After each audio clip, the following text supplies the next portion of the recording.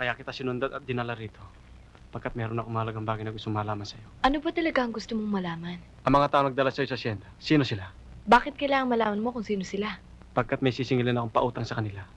Baka hindi mo alam kung gaano sila kalakas. Nag-iisa ka lamang. Hindi mo sila kaya. Bakit? Kakampi ka ba nila? Nobya ka ba nung isa? O bata ka nung apat?